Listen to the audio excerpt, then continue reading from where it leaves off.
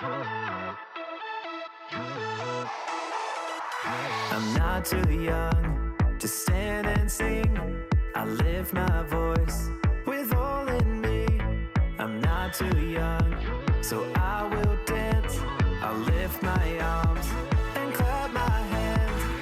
Whoa, with everything you've given me. Whoa, with everything inside of me. Whoa, for everything you are, we lift our praise.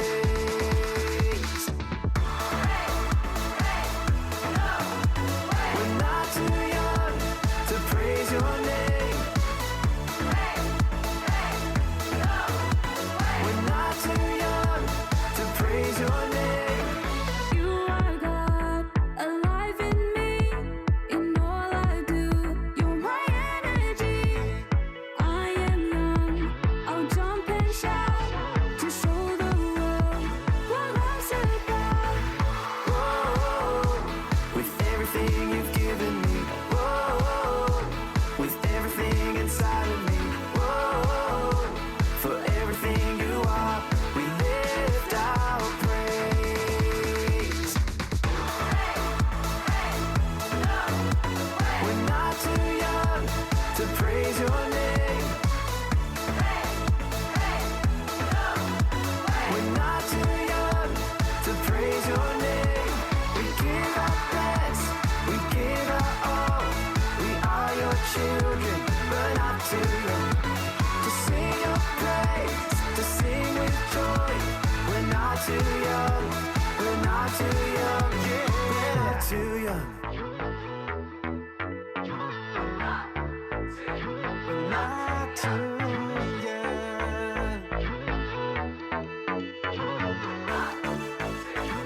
Not too young. With everything you've given me. Everything you've given me. With everything inside of me. For everything you are. For everything you are.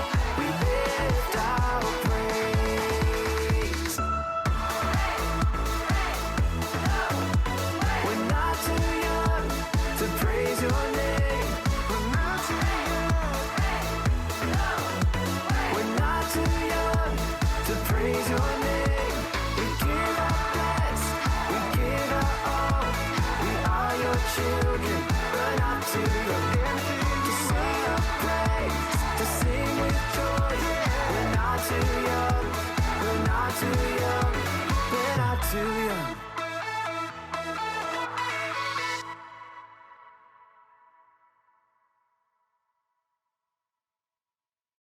Hey guys, welcome back to Crossway Kids. We're so glad you could join us for another great week of learning about God and His Bible. So how about let's just jump right into it and have a look at what we're doing today.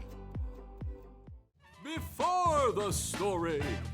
Today, we're in the Gospel of Luke, the third book of the New Testament. Luke wrote about the life and ministry of Jesus. We find Jesus doing what he does a lot, talking to people. Young and old, sick and healthy, powerful and not so powerful. And when Jesus spoke to people, he often used parables. A parable is a fancy word for story. More specifically, a story that uses things people know about to explain something about God's kingdom. One day, a religious expert showed up to talk to Jesus. This guy thought he was smarter than Jesus. Spoiler alert, he wasn't. And that's where our story starts. Take it away. Hey everyone, I'm Padma.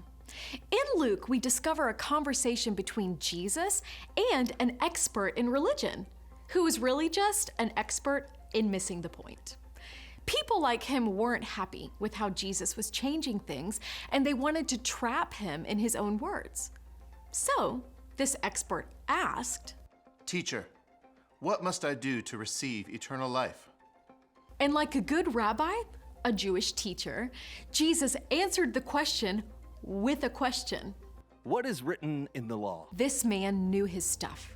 He answered, Love the Lord your God with all your heart and with all your soul. Love him with all your strength and with all your mind. And love your neighbor as you love yourself. You've answered correctly. Do that and you will live. There's a difference between smart and smarty pants because this expert thought he'd stump Jesus with one more question. And who is my neighbor? Jesus answered the man by telling him a story, a parable. The story went something like this. Once upon a time, there was a man who traveled along a road, a dangerous road, in the middle of nowhere. Suddenly, some robbers jumped out from behind a rock and hurt the man.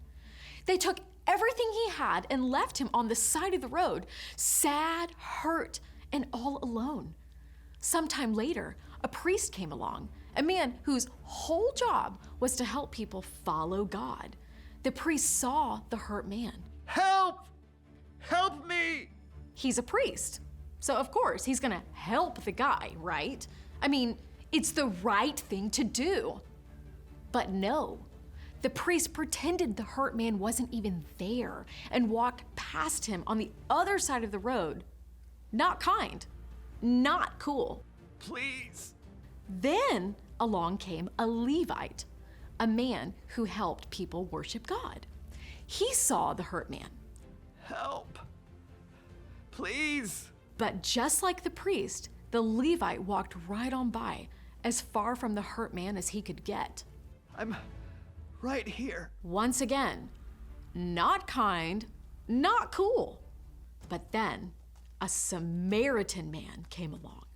Now, at this time, people from Samaria did not get along with Jewish people. It had been this way for hundreds of years. In fact, Jewish people would walk way around just to avoid walking by a Samaritan town. Oh no! Don't look this way! But this Samaritan cared about people more than he cared about old grudges. He felt sorry for the hurt man and stopped to help. Oh, they roughed you up good, but you're gonna be okay. I got you. The Samaritan man's kindness didn't stop there.